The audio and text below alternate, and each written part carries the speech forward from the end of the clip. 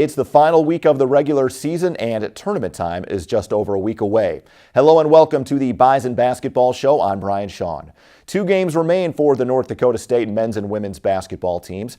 The Bison men had their last home game this past Saturday, hosting Fort Wayne at the Shields Center on Senior Day. The home team had won the last 9 games in the series, and it would be another 40-minute battle. Bison trailing by 9 early on. Tyson Ward out to Cameron Hunter for the corner 3, and he gets the friendly roll to cut into the lead. The Mastodons hit 5 of their first 7 shots from outside the arc. Kaysen Harrell had 6 threes on the afternoon, scoring a game-high 24 points as Fort Wayne built a double-digit lead. NDSU would cut into it in the final 10 minutes of the half. Paul Miller streaking inside for 2 on the lay-in. He had 14 points on the afternoon. Later, off the miss, Dylan Miller tracking down the loose ball and finding A.J. Jacobson for the 3. Fort Wayne would score 6 straight before half to lead by 8 after the first 20 minutes. Spencer Eliason, playing in the final home game of his career, had a good start to the second half, scoring back-to-back baskets, 2 on the feed from Ward. Then with under 10 minutes to go, Ward another nice dish inside to Jacobson for the basket and the foul. Jacobson also finished with 14 points on the afternoon. North Dakota State would go on a 9-0 run late in the second half. In transition, Miller ahead to Jared Samuelson. He hits the deep 3 plus the foul. The lead is down to 3. The Dons respond with 6 straight points, but the Bison not done. Miller blocked from behind, but Ward is there to pick it up and put it back in to make it a 5-point game. Ward adding 12 points. But with just over a minute to go, John Conchar delivering the knockout blow with a 3 as the shot clock winds down to put the game away. He had 16 points to go along with 8 rebounds and 8 assists as Fort Wayne goes on to win it 84-72. North Dakota State turned it over 17 times, while the Mastodons shot 14 of 31 from three-point range. After the game, 3 men were honored for their contributions to the program after playing in the final home game of their careers. Paul Miller is one of just 6 players in Bison history to record 1,500 points, 500 rebounds, and 200 assists in a career. Fargo native A.J. Jacobson started over 100 career games and ranks in the top 10 in both three-pointers made and three-point shooting percentage. Spencer Eliason made his final season count in an NDSU uniform, making over 20 starts, scoring more points and grabbing more rebounds than in his previous 2 seasons combined. It was a bittersweet ending with the loss, but still plenty of positive memories to take away. First thing, this would have been a whole lot easier to do had we won. I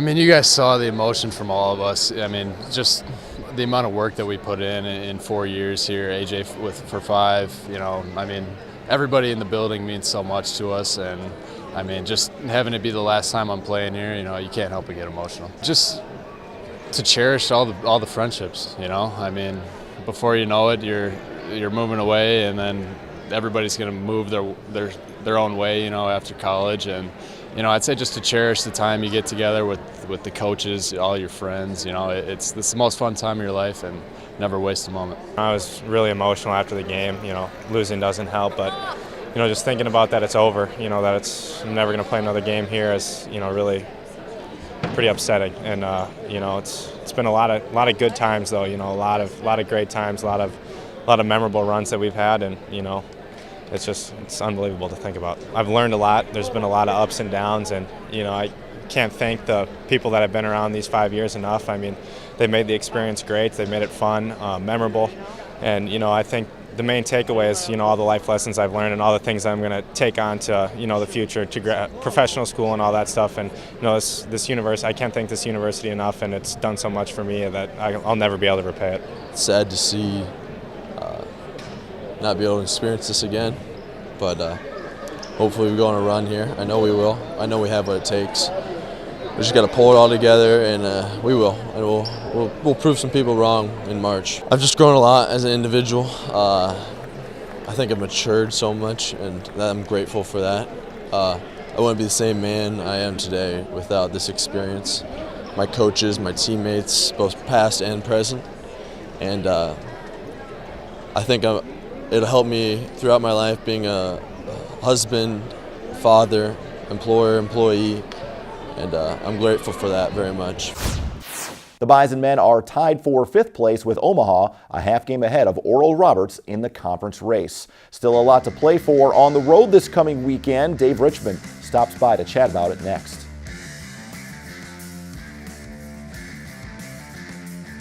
The Bison Basketball Show on Midco Sports Network is presented by Nodak Insurance Company, Sanford Orthopedics and Sports Medicine, and Proceed. Welcome back. We are joined by NDSU men's basketball coach David Richman and the Bison men coming off a game on Saturday against Fort Wayne. It's always an emotional day, Dave, when it's the last home game of the season, the last time a lot of these guys will get a chance to play on this home floor. And I'm guessing for you that's got to be kind of a bittersweet time. You're excited because you get to celebrate these guys, but also it's kind of a sad time too. Yeah, and especially with this group, Brian, you look at 3 guys that we've been together since I've been the head coach here together. So selfishly, it meant even a little bit more. And 3 guys that really epitomize what we're about off the court, and certainly guys that have had a tremendous amount of success, besides this year on the court. So, it was. I come back in the gym after practice on Friday, and you go back in there, and AJ's kind of walking out, and you wondered if it was just kind of that last look around before our game on Saturday. So again, guys that'll go down in the history books for records, guys that have done so much in the classroom, but for me even more so, it's just great guys, great people, great guys that are going to be highly successful in life afterwards.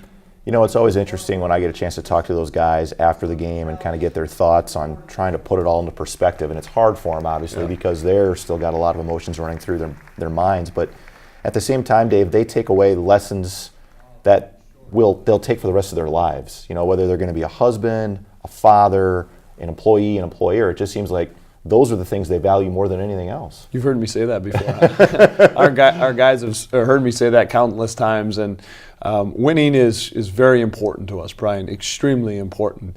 But this year, I think, in the grand scheme of things, has been really good for a lot of us. As crazy as that sounds, it's been a humbling experience, but adversity builds and reveals character really quick. And these guys have stuck through it. They've battled, and I know for again, who knows for fact, but these guys are set up for success by sticking around, by buying into what we do, by buying into what we believe, and they're going to be highly successful as husbands, fathers, employees, employers, like we talk about extensively within our program.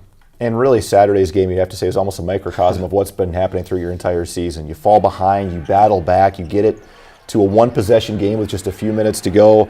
But give credit to Fort Wayne. They hit some big shots, too, down the stretch when they needed to. Yeah, and Coach Olson, Jaden said it, and it makes a lot of sense. If you remove Mike Dahm from the league, I think that would even magnify how good John Conchar is. Mm-hmm. And his numbers don't just always pop out at you. He's not scoring 30 consistently, but the impact that young man has in the game is incredible. And big shots, timely moments. We do have it to a one-possession game, and he hits a 23, 24-foot dribble 3 on us and just kind of ices the game for him. So, John's done a good job there, John Kaufman, and obviously a big part of that is John Conchar. But you're right. We can't dig ourselves a hole like that. We can't come out and not get matched up in transition and do some things that are basics, that are choices. We talked to our guys in practice yesterday about here's about 5 or 6 clips that we call life. Things that are just going to happen that are out of your control. Okay, what's going to be your response? Then we showed them plenty of other clips that are your choices. Your choices to not jump to the ball, your choices to not talk, your choices to not sprint back. And those are the things that we've got to get over because, we've had a few of these close games and where we don't play very well, if we're being honest with ourselves, and they are only 2 or 3 possession games. So that's why there's just still a part of myself and a big part of our guys and a big part of me that there's still something there in this tank with these guys, and we're looking forward to competing the next 2-3 weeks. And you get one more road trip to get away with the guys, a chance to maybe work on some of the things you've been talking about now, really working on for the last month that you've been trying to talk about with your guys.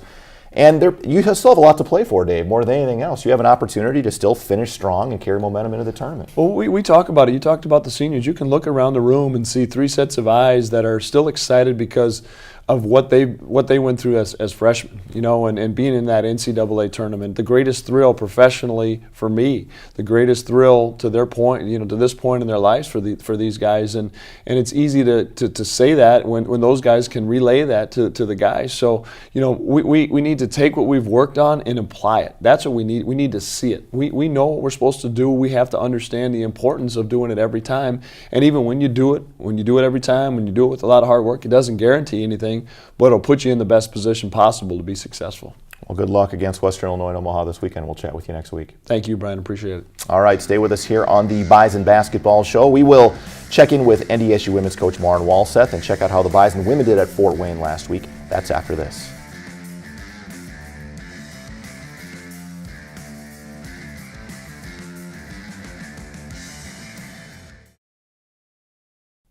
Road wins have been hard to come by for the NDSU women's basketball team this season. The Bison a chance to pick one up this past week at Fort Wayne in their only game of the week. The Bison women beat the Mastodons at home last month, and it would be a low-scoring offensive struggle. NDSU down 6 midway through the first quarter, but starting to pound the paint. Pass inside to freshman Emily Dietz. She's blocked initially, but able to get it back and score inside. Ashley Lappencooper able to answer with 2 on this drive in transition. She scored 9 points as the Dons lead it by 2 after 1 quarter. North Dakota State would take control in the second quarter, outscoring Fort Wayne 22-11. Sarah Jacobson gets free from outside the arc and knocks it down. She had 3 triples on the evening. Michelle Geisler-Rova would score all 10 of her points off the bench in the first half. The pull-up jumper gives the Bison a 9-point lead. It was 37-28 going into the locker room. In the second half, Jacobson hustling to collect her own miss and score. She had a team-high 19 points to go along with 6 rebounds. She also had 3 assists. 1 on this kick out to Riley Nudell for 3. Nudell also in double-figure scoring with 10 points as the lead gets pushed back to 8. Riley Jacobson would help make sure there would be no Fort Wayne comeback, scoring 7 of her 17 points in the final frame, 2 off this feed from Nudell. Then with just over 4 minutes to go, Jacobson, posting strong again, would muscle in 2 more for a 12-point lead, and the Bison pick up the season sweep 66-52. NDSU was 18 of 21 from the free throw line and had 20 second chance points. We now welcome in Maren Walseth to chat about the last week for the North Dakota State women. Only 1 game last week. Maren at Fort Wayne had the weekend free from games, but it was good to get a victory on the road in Summit League play and sweep the Mastodons. It was. Going on the road is always challenging, and regardless of your opponent. And I was very pleased with not only our execution, but how we were able to continue to grow and demonstrate some of our mental toughness throughout the game to come back from being down 8 or 9 and really playing better as the game went on. Now, you talked about that after being down 7 in the first quarter, and then all of a sudden a nice run to end the first quarter, and then outscoring Fort Wayne 22-11 to take a halftime lead. That was something that I'm sure you were pleased to see, a really strong second quarter, because sometimes that's been a bit of a tough quarter for your girls. Right, and that's where we talk about the growth throughout the season and even throughout the game. I think a month ago, getting down early in that first quarter with the foul trouble that we had could have been a very different result. But the resolve and the resiliency and the mental toughness that our players demonstrated to go 1 possession at a time, get a score and get a stop, get a score and get a stop. I was very pleased with the progression throughout the game. Yeah, in fourth quarter, I don't think any exception to that as well. They tried to make a run, and then you make another play, Right. and really put that game away with about 3 minutes to go, and came out with a huge victory. I'm sure just to finish a game like that in the fourth quarter after losing a couple of games in the fourth quarter on just a couple of possessions was encouraging for your young players. Right, that's the second half of it. The previous week we were in close games in that fourth quarter, up, down, get over the hump, can't get over the hump, but be able to solidify a win with execution and with smart defensive stops in the fourth quarter at Fort Wayne, again, was showing and demonstrating how we're continuing to grow as a basketball team. I know not often that you get a Saturday off in the Summit League from playing a game. How did you handle that as a coach? Did you still practice them and try to keep them on a normal schedule, or did you try to get a little more rest in? How did you handle that? Sure, I think there's something to be said for the routine and the normal schedule, but then there's also something to be said for taking advantage for that bye game, as we call it.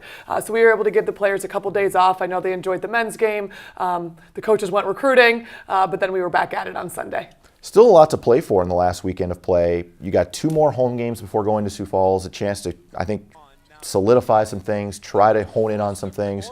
taking on one team obviously loves to speed you up in Western Illinois, and then host Omaha, a team that's a little more deliberate in the way they play basketball. Right. This is the last week of the season, and as we've talked about, you want to play your best basketball at the end of February, the beginning of March. And I think this, coming off our Fort Wayne win with Western and Omaha, how we have played them, the style of play that they play, where we are, I think this is a very good opportunity for us to continue to solidify who we are and just continue to get better.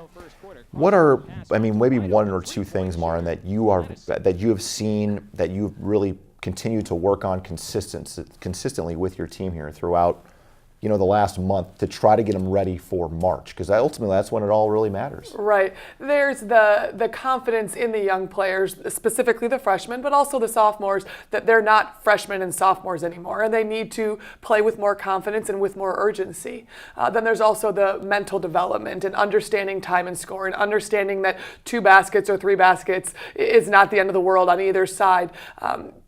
So it's both the mental and the physical component that, we're continuing to get better, and that's the exciting part. All right, thanks so much. Maren Walseth joining us here on the Bison Basketball Show. Stay with us, more to come. Dexter Werner, one of the handful of Bison men alumni, playing overseas professionally. We'll check in with Dexter after this.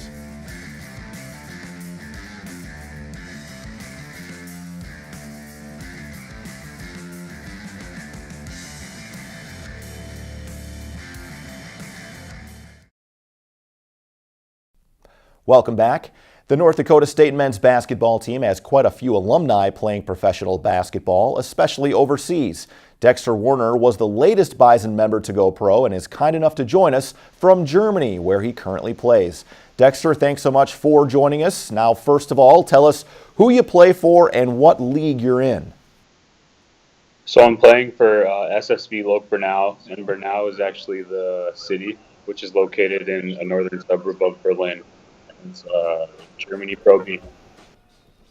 Now you're playing in Germany with former Bison teammate Corey Brown. Is it just like old times out there between you two? Yeah, it's definitely been nice having a teammate that you've played for, especially over here when the game changes and stuff.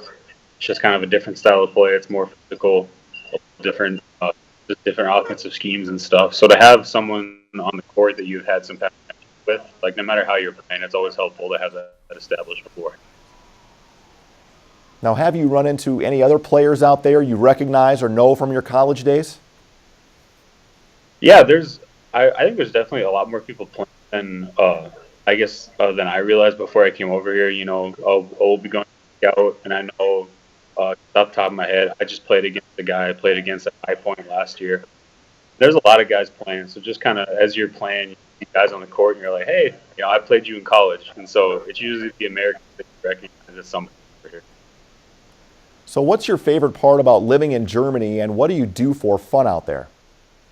Yeah, there's a lot of free time when you're playing professional basketball in Europe. I'll tell you that. Anybody who's playing can tell you that. But as far as being so close to Berlin for my first year, that's really fun. There's a ton of history here. So I'm able to go into Berlin, and the thing that's nice is I can access everything I need. There's sporting goods stores. There's a big Nike store. Adidas. I can go to all the places that kind of feel like America. There's restaurants, stuff like that. So to have a big city like that close by isn't super common. So I've been very fortunate with that, and I've had a lot of good free time. Now, what's different about playing internationally? Different style of game, I'm guessing? I think it's unique just because, the shot clock is faster, so it's the 24 seconds. So that's an adjustment from college. And then also, it's just they let you play a lot more. It's a lot more physical, so there's a lot of situations when you're playing in college where maybe you're trying to draw some contact and create some N1s and stuff like that. And those situations are really flat over here. So the refs definitely don't call as much. They let you play. So kind of adjust to that and style of play where I've been able to play well with it because I naturally play physical. So it's been good so far. Now, with the time change, you're 7 hours ahead over there. Do you ever get a chance to watch the Bison play in Germany? Yeah, I've gotten to watch a few games. Some of those Sunday or I guess those weekend games where they're playing some of those 2 o'clock games, stuff like that have been. But if it's a bigger game, they'll stay up late and watch because I usually don't have any more workouts. I'm working out in the evening, so if it's a big game, I'll find it to watch it. Well, we appreciate the time, Dexter. Best wishes to you, and we'll see you down the road sometime. Yeah, no problem. Thanks for having me. Always good to catch up with Dexter Werner. Stay with us after the break. We get you ready for the final weekend of play and take a look at the Summit League standings. The Bison Basketball Show on Midco Sports Network is presented by Nodak Insurance Company, Sanford Orthopedics and Sports Medicine, and Proceed.